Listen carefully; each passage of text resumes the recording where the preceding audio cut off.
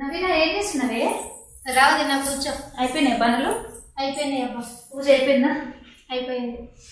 అవునా, ముగ్గు ఎవరైనా వేసినావా?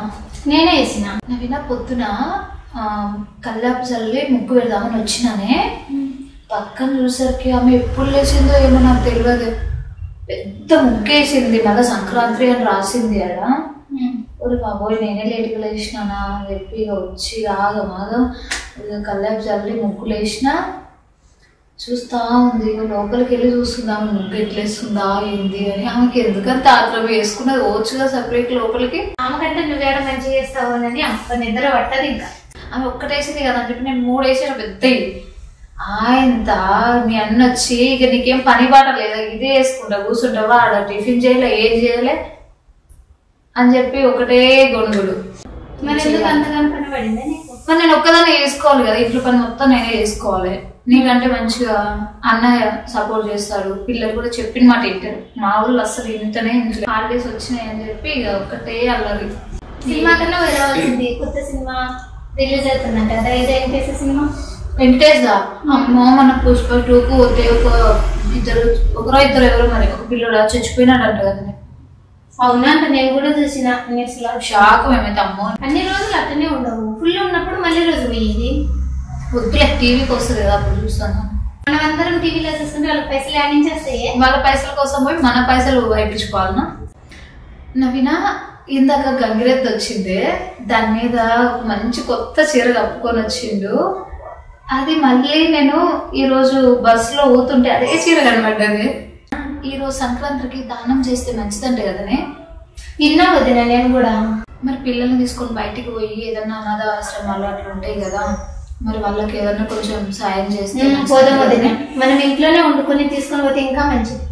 దండయాడగలను బాగుంది, కొత్తగా పెట్టింది, డిస్కౌంట్ ఉంటది, ఒకసారి చూద్దురా లక్ష్మి అంటే. ఇది ఇంకొంచెం గజ్జె వచ్చింది ఇంకా బాగుంది కదా, నాకు కూడా అదే అనిపించింది. ఇంకోటి 2000 ఉంది, ఇది 1500కే వచ్చింది, తక్కువ రేటు కదా అని తీసుకుని వస్తే దొంగ మొహన్ అన్న గోల్డ్ చైన్ కొన్నామంటారు కదా. నేను మొన్న నాకు చెప్పకుండా పోయినావా షాప్? అబ్బా, నీకు తెలియకుండా నేను ఎందుకు కొంటావు వదినా?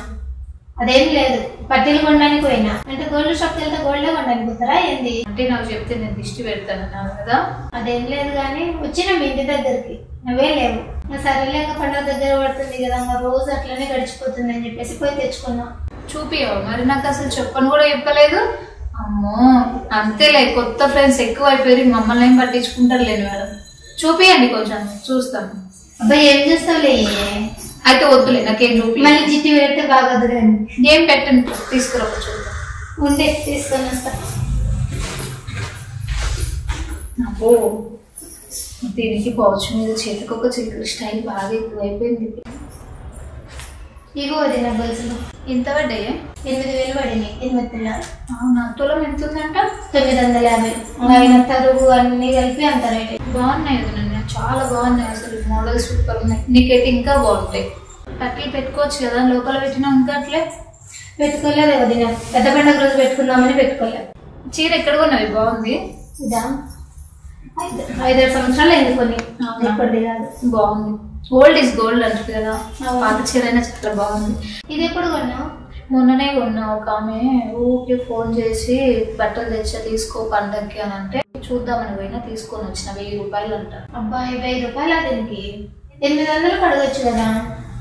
అస్సలు తగ్గినది. ఆ దండం చూసుకున్న కానీ చాలు, ఒక ఆమె చేసినావు 5 తులాల హారం అని. ఎందుకు అంత కుళ్ళు నీకు? బాగాలేదా? ఎంతో ఇష్టపడి కొన్నాను నేను, ఎన్ని రోజుల నుంచో కొనాలని ఉన్నది. పోయి పండగకి తీరికైంది నేను నాకు కొనిపినికి. బాగుందా? నాకు ఒకసారి నేను కూడా వేసుకుని ఫోటోలన్నా దిగుతా. తీసుకోవే, నీకంటే ఎక్కువనా?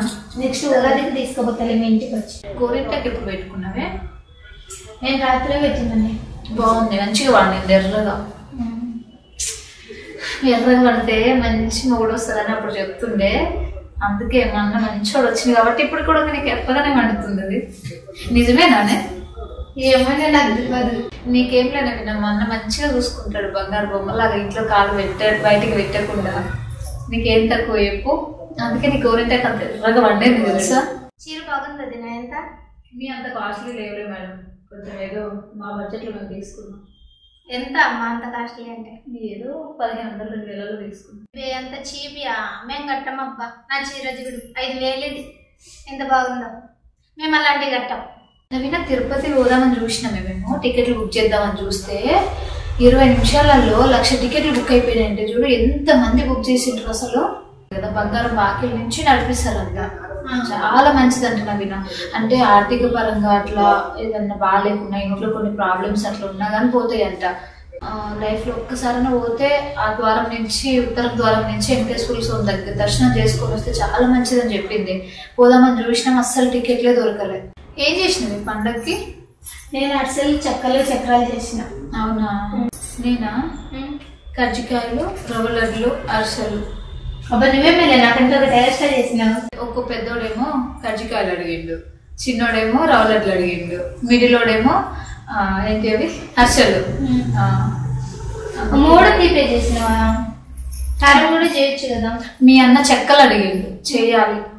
వేరుంటే కదా ఫోన్ చేసింది, ఊర్లో ఏదో గొడవ జరిగిందంటే కదా. ఏమో నేను ఈ మధ్య పడితే మాట్లాడమే లేదు. అవునా? భూముల కాడ ఏదో గొడవలు వచ్చినాయంట, ఫుల్ కొట్టుకున్నారంట. అసలు ఆ వీడియో తీసి నాకు పంపించింది. కొట్టుకుంటున్నారు చూడని చెప్పి నవ్వుతుంది. వాళ్ళు కొట్టుకుంటే దీనికి ఎందుకు, ఎంత సంతోషం నాకు అర్థం కాదు. జనాలు అట్లనే ఉన్నారు. ఎవరైనా కొట్టుకుంటుంటే ఇతలా సంతోషపడి నవ్వుకుంటారు. ఆ బాధ వీళ్ళకి తెలిసినప్పుడు వీళ్ళు ఏడ్చుకుంటారు. అయ్యా అప్పుడు అనుకుంటారు, చూడు మేము బాధపడుతుంటే అవతల ఎట్లా నవ్వుతుండ్రో అని. పాత సామాన్లు అన్ని కాల్చేయాలంట కదా ఈ భోగి మంటలు, నిజమేనా? అట్లా వేస్తా పనికిరాని సామాన్లన్నీ వేసుకుంటూ పిల్లడు ఎవరికో చేయగలేదంట, తెలిసిన. జాగ్రత్తగా ఉండాలి, పిల్లలు అస్సలు భయం లేకుండా ఉంటున్నారు.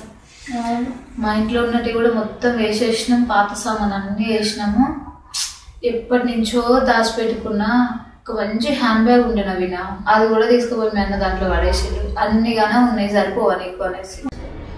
ఇల్లు బాగా డెకరేషన్ చేసినావు కదనే, నువ్వే చేసినావా? నేనే చేసిన, ఇంకెవరు చేస్తారు? ఎవరైనా బయటకు వచ్చి చేస్తారా? అంత టైం దొరుకుతుందా నవీన నీకు? మాకైతే అస్సలు టైం ఉండలేదు, ఇంట్లో పని చేసుకోనికే సరిపోతుంది. డెకరేషన్కి ఎన్ని గంటలకు లేచినవే? నేను 4 గంటలకు లేచినది. 4 గంటలకు లేచి ఎంత పని మొత్తం కంప్లీట్ చేసుకున్నావు కదా.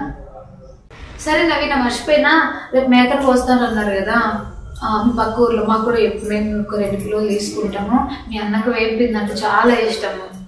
1 కిలో వేయింపి 1 కిలో కూర చేస్తాం. చికెన్ తెచ్చుకొని పిల్లల వరకు పెడతా కదా, ఓకేనా? సరే సరే నవీన, పోతా మరి. చాలా పని ఉందమ్మా.